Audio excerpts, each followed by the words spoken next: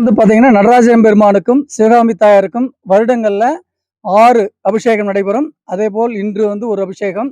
இது 5வது அபிஷேகம். தொடர்ந்து அந்த 6 அபிஷேகம் நாங்கள் செய்து கொண்டிருக்கின்றோம். அதேபோல பிரதோஷம், சனி பிரதோஷமா எல்லா 24 பிரதோஷமும் ஒரு வருடத்திற்கு 24, மறு வருடத்திற்கு 25 பிரதோஷம் வரும். எல்லா பிரதோஷமும் சீரும் சிறப்புமாக நடைபெற்று கொண்டிருக்கின்றது. இன்னைக்கு என்னன்னு தெரியல. இன்னைக்கு என்னமோ சிதம்பரம் வந்த மாதிரி எனக்கு ஒரு ஃபீலிங் இருக்கு. கண்டிப்பாக பொங்கலுக்காக. ஆமா.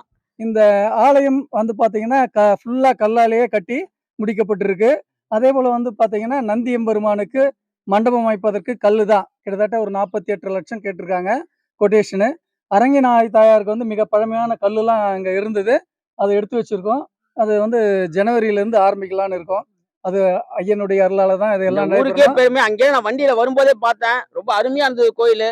ஆமா. எனக்கு இன்னைக்கு ஒரு பார்க்குற பாக்கியம் கிடைச்சிருக்கு. பொங்கலுக்காக காசிராமன் ஆனந்தமங்கலத்துலேருந்து ஒரு பேர் சார் பேரு? பாலகிருஷ்ணன் பாலகிருஷ்ணன் என்கிற சார். பாபு. ஆமா.